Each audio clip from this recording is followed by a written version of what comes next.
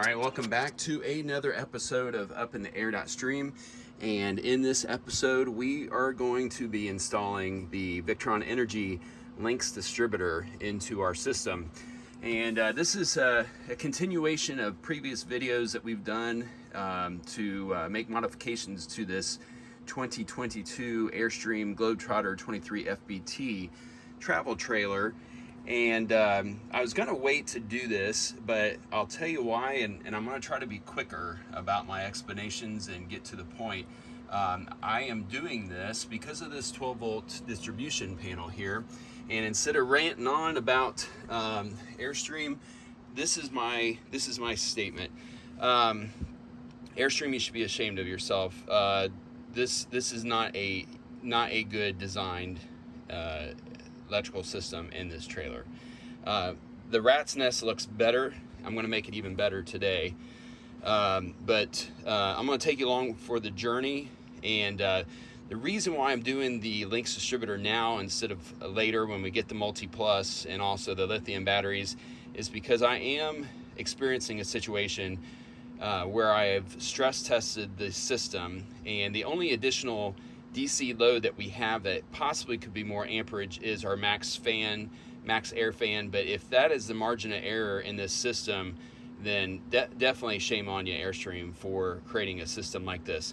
And what I'm talking about is these are the auto resetting breakers within the 12-volt distribution panel that almost every Air.stream, I believe, has in them. And the problem is that what we're looking at here is we're looking at this wire here is, it doesn't matter which one it is actually, but let's see. Yeah, this wire here is the load side of the WFCO, okay, and which supplies all the fused 12-volt lights, and your fridge and your everything else comes off of this.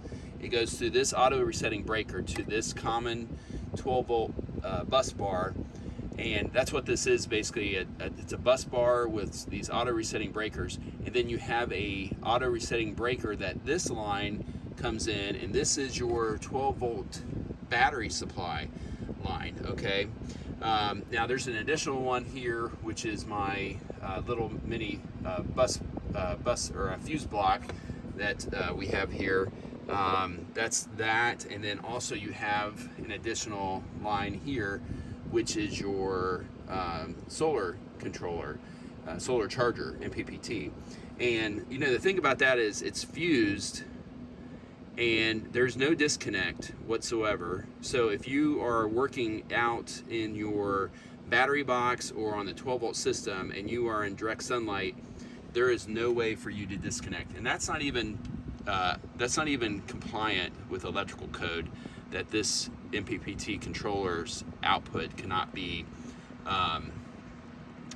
basically disconnected. So yeah, so it doesn't follow code. And what happens is that if you put a load, meaning everything in the system, on this bus bar, on this circuit breaker, and you're pulling power from the battery, this breaker will break.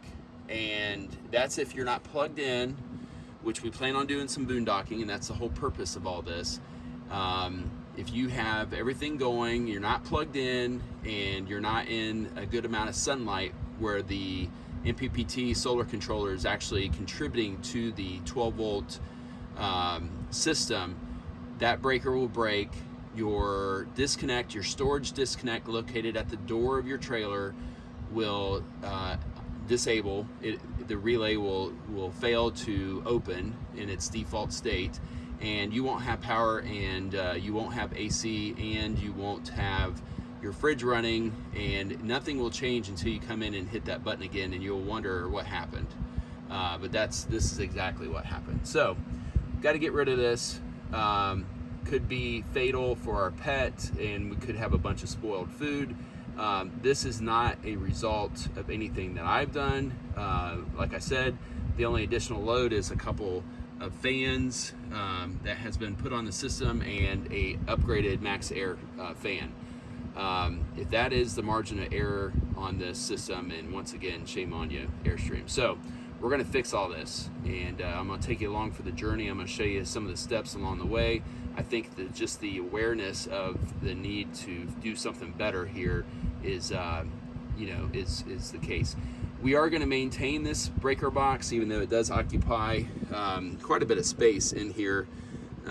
We are still going to maintain it because there is something to be said for auto resetting breakers when it comes to your lights, your running lights that are powered, along with your 7-way trailer wiring.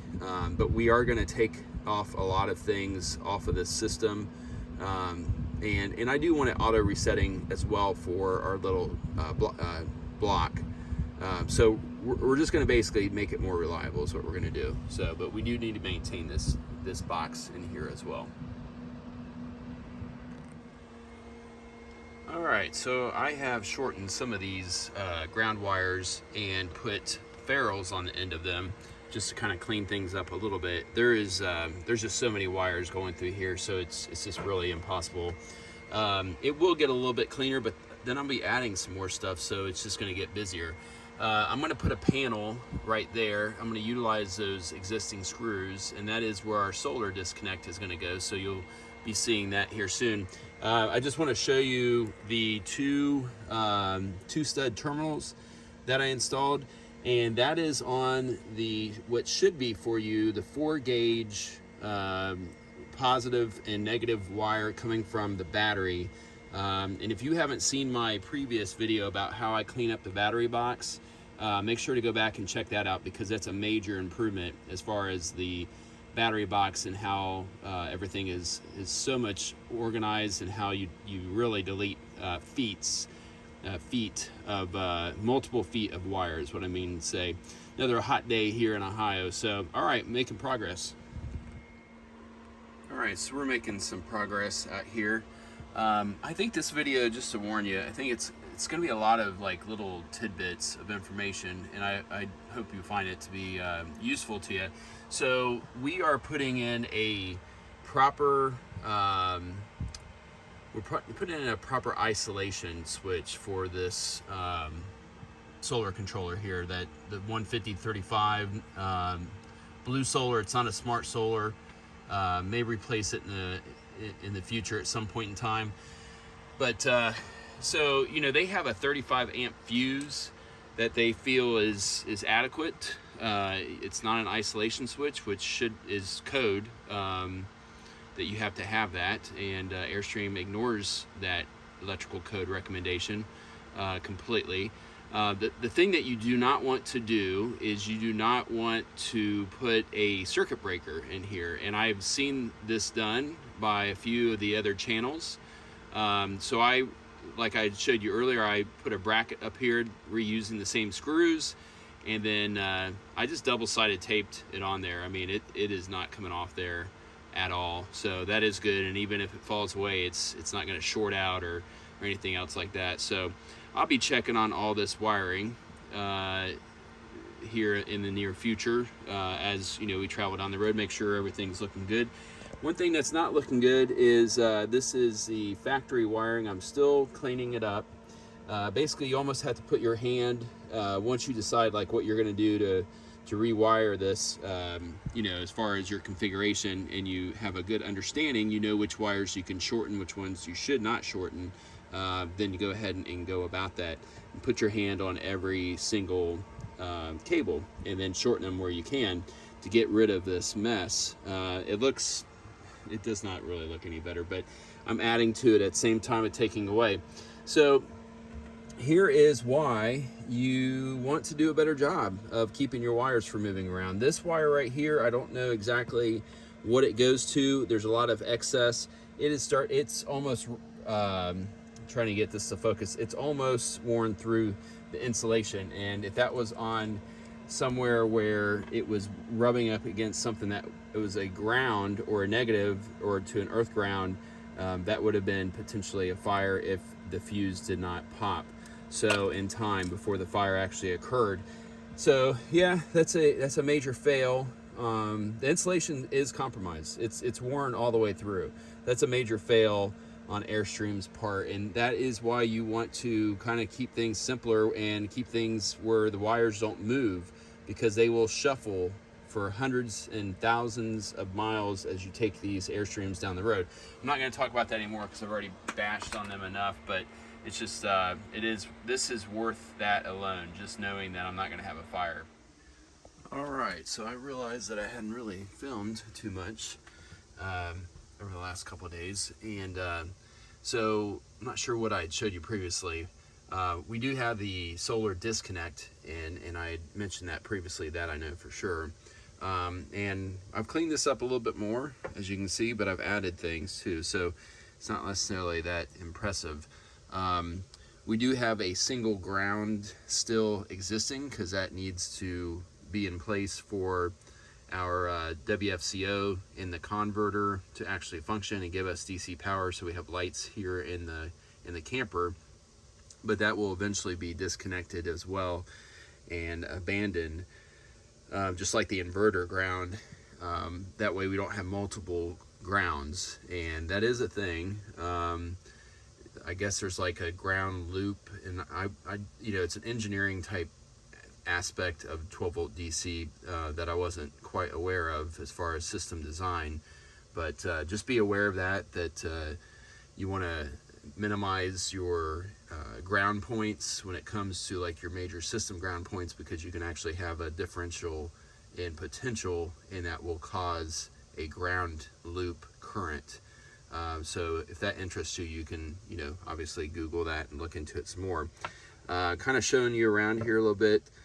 This is our 2 bus bars that is going to power the panel here, which I shouldn't have put the lid on yet, but basically all that it comes off there is kind of like the running lights and other things like that that are powered with the circuit breakers, and then a single lead that goes from there over to the bus bar.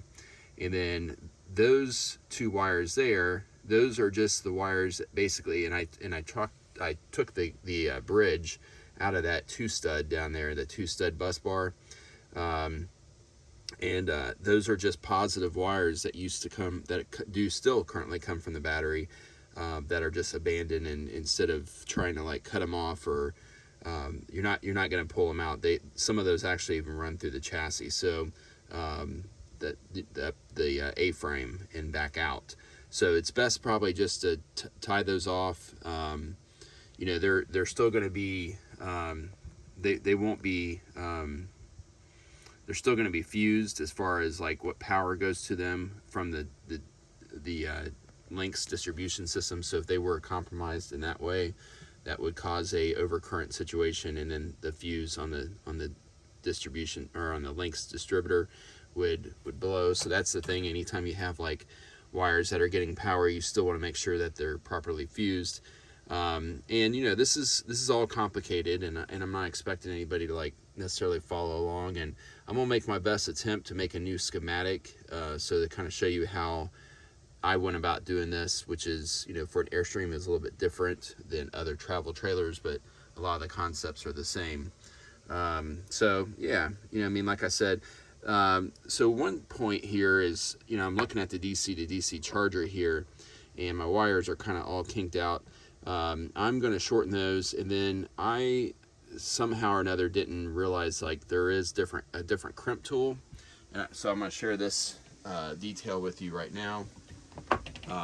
So this is a square crimp tool, and then this over here is like a shoelace style hexagonal crimp.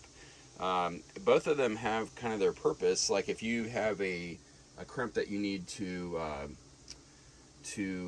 make where you're putting the wire into is kind of like a, you know, where it's more acceptable for it to be like a round wire that's inserted with a screw that tightens down, kind of like the ground bus bar there, because what you're doing is you're actually putting it into a round hole and then putting the screw tight against it. So that's a good place for a hexagonal one, because most likely it's going to make more contact being that it has those two or those additional two sides. Yep, I had that right.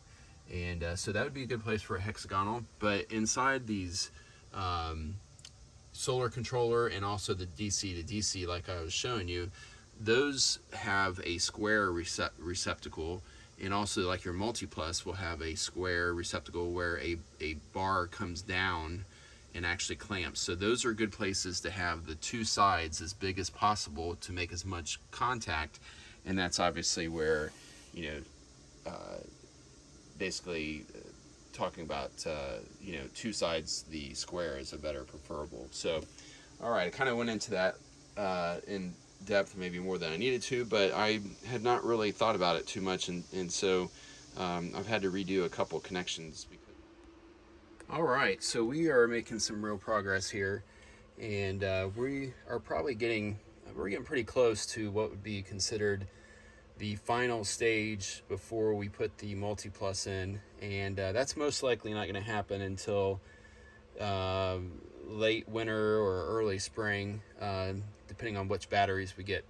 So just to let you know, like, timeline for the video goes, so what we have here is we have the Lynx Distributor that I did get from Explorer's Life, because I think, you know, you should support people that really have made a huge difference in your installs, and they definitely have.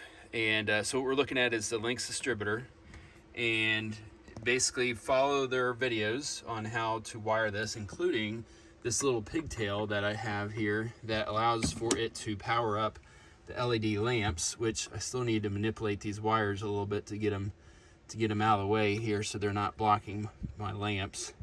But pretty much they're working. And once you put the lid on, you can kind of, you know, it kind of pushes the wire out of the way as well. So that's something to keep in mind. So sorry about all the jumpy camera work here. But anyways, let me turn that back off. And now that is the beauty of having a shut-off switch. So now I need to put the standoffs, because I had to leave the standoffs off so I could drop this down to make my connection. So what this is here is a piece of HDPE that I got off of Amazon. I'll put the link up there, and it's just 6 inches wide, and it was like 24 inches long. Probably like overkill, but I just didn't want to put a piece of wood in here. I just thought it'd be nicer to put something that wasn't wood, and that is loaded up with VHP tape on the back side of it. I use screws to mount the Lynx Distributor into the HDPE sheet that is a 1/2 inch thick, and then it basically is double-sided to our 12-volt DC panel, which, you know, I just took the stickers off of it. Definitely use the VHP adhesion prep, and man, that stuff is on there like concrete. So hopefully I never need to get this off anytime soon, because it is not coming off. But as you can see, things are kind of coming along, and I just didn't want to, you know, get to the very end and say, well, there it should be, you know, and I know you guys hate it when I do that, but the idea here obviously is, well, let me share one detail before I forget about it to include it. I know I'd always said that, you know, Air.stream, why didn't you put a hatch on there so, you know, you can get in there and make access? But that's exactly what I did. I just put an 8-inch round hatch, and so if I get my pillow up and my mattress out of the way in a hurry, even, I can take that hatch off there and reach my hand in there and do my solar disconnect, and also my battery disconnect, and also peek in there and see if I got a fuse blown in my Lynx Distributor, because those lamps will light up. So I'm really happy with how it's coming along here. And you know, I'll get my fans running again, so in case you forgot about those, we do have fans that run in here. But all the wire runs from the DC to DC charger from our solar controller. Those are the things that are going to be made next. You know, they're short runs. Everything's nice and neat in here. Looks a lot better than it did. There will be a really big ground wire that will go from there, and then I'll poke a hole down through the floor and run it out and meet up with the chassis there. So that'll be something else too that we'll do before before winter is over. So I'll probably show you. I'm running out of time, but I don't necessarily have to do that because it's really that big ground is really for like when we have that inverter to have that massive ground that goes to the chassis. But I think I'm going to go ahead and take care of it anyways while I'm at it here, and it's something I have the materials and the capability of doing now before I button this back up, so I might as well. Though there is the idea that I do need to take this other ground. I think I am going to leave this other ground in place. I just you know, I like how it goes to the ground bar there with all the loads that were already in this configuration, so I think I will leave it. So, but all right, moving along, and we'll get this all hooked up and probably give you some final thoughts. All right, so this kind of shows how the hatch works, and as you can see, I can reach the disconnect. I can actually take that off and check and see if I have a fuse that's bad with the multimeter, and then I can also hit my isolation switch. So yeah, I think this hatch is going to work out pretty nice. All right, so there is a finished product, a Lynx Distributor in the original corner box of a twin bed Air.stream, and I think I like it. I mean, it really did come out good. I don't know what your opinion is, but I think it's a good fit in a good place. All the cables are very short, going from where at least I have my solar controller and the DC charger, DC to DC charger there as well, and I put that access like I showed you guys, and then the two fans that are going to move air like we had talked about in great length before. So, and then now the solar disconnect. So it all fits in here nicely, and all the wires are nice and secure. I pretty much went through all of them, and we're going to be ready for a multi-plus inverter here soon, and so that'll be the next video that we do. So, all right, well, let me know in the comments if you guys have any questions. I know this doesn't really help for you to necessarily know where all the wires go and whatnot, but you know, it's everybody's situation is going to be different as far as what unit you have, what model you have, and then what your desires are as far as you know, future expansion and whether you're going to do a multi-plus or not. So this is really necessary for that, in my opinion, and it's really kind of I think it's really how it should be from the factory, with the cutoff switch. Now, if you want to, also you can put another cutoff switch if you wanted to be able to cut the converter from energizing the Lynx Distributor. So at this time, that cutoff switch is only going to basically do the batteries when we get the batteries hooked up, and it's not going to be that gauge of wire. We're just using that gauge of wire right now for the 2 AGM batteries, but that's not going to be sufficient in the future. So all right, well, everybody, thanks for watching. Hit that subscribe button if you'd like to see more videos like this and campground reviews, and make sure to hit that like button if you found some value in this kind of shorter but longer video that we did this time. So all right, get out there and have some fun.